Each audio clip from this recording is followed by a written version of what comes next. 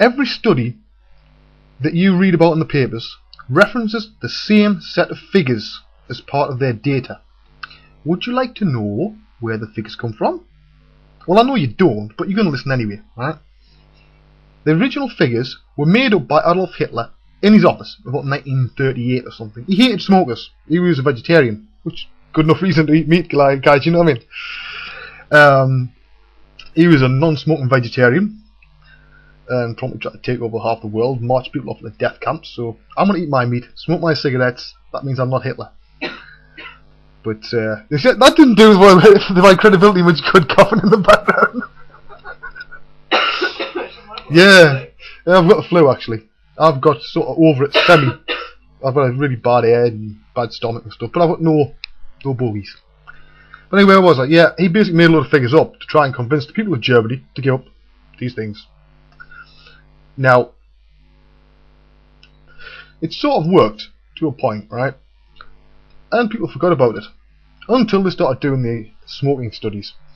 And they thought, these scientists, well, we can do one or two things. We can either take all this massive block of money that the government just gave us and do a massive study, or we can pocket most of the money, pull the figures from the old German figures.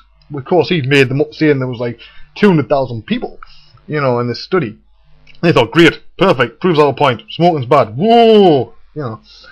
But actually, they were all referencing Hitler's figures that were made up.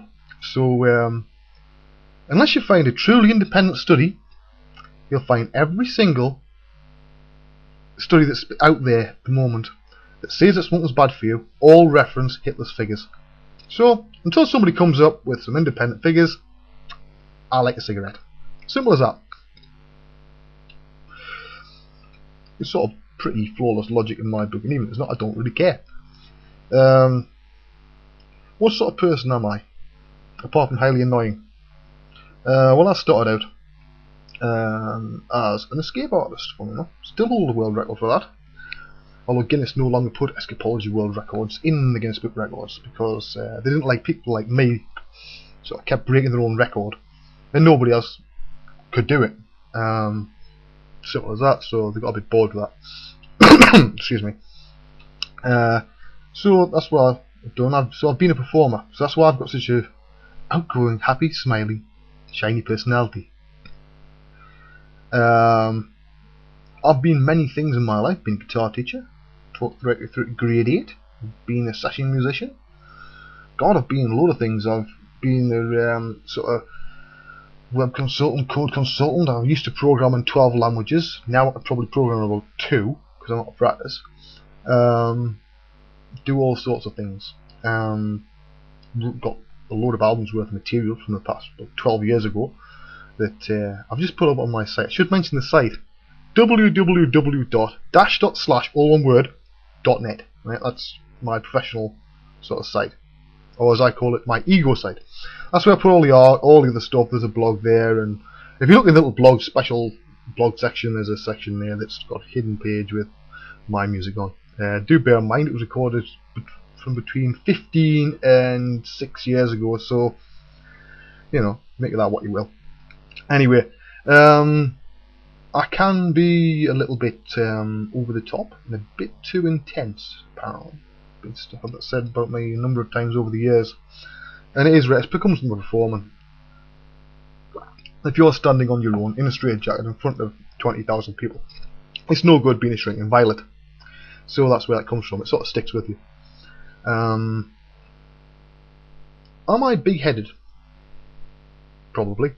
I think every artist is if they actually truly admit it. If you don't believe in your own work, or at least believe that what you are doing has the potential to be good, then you probably shouldn't be in this game. Now, I might look at a sculpt like the one I'm looking at behind you. I'll tell you about in a second. But I know that's good, but it's not good. The idea is good. I believe in that particular design. I do not think it's the world's best digital sculpt yet because it's not finished. That's a big difference. Now, if somebody said to me, I don't like the design, then I'd say, well, this is the reason I like the design. It doesn't make me big-headed, it just means that I like the design. Although in this case, it wasn't a design that I came up with. I thought I'd try a little experiment, because our son Kane, he's going to be about 2.5 around December. He's grew up around this stuff. He sees nothing wrong with there always being a new monster or a hideous thing on Daddy's computer that he's working on. At all hours of the day and night. And so he's not rewind. So he's not scared at all. He has no fear of scary monsters. It's no different to Bob the Builder or Barney the Purple Bloody Dinosaur, which incidentally should be shot. That's normal to him. So I thought I'd try an experiment. I said to him, right son, so I sat on my knee, and I said, right. And I opened up ZBrush. I was right, so I knocked out a rare sort of head shape, no eyes, no features. So right, tell me what you want that to look like. So he told me he wanted 2 small eyes, not big Yoda eyes, he wanted small eyes, wanted an eye and a forehead, he wanted a small nose that was sort of a bit similar to one of my other ones that he calls a scary man because he's got like an angry scary face. Not because he's scared of it, he's not, he laughs at it, thinks it's funny.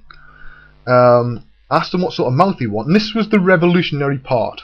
This is why you should have a 2-year-old telling you what to do as your art director. Now, bear in mind that Kane has grew up over the years, last couple of years, and since he was old enough to hold a book, I would sit going through anatomy books, because it keeps you sharp as an artist, don't just say I've learned it and forget about it, keep picking them up every now and again. So I'd read through anatomy books to him.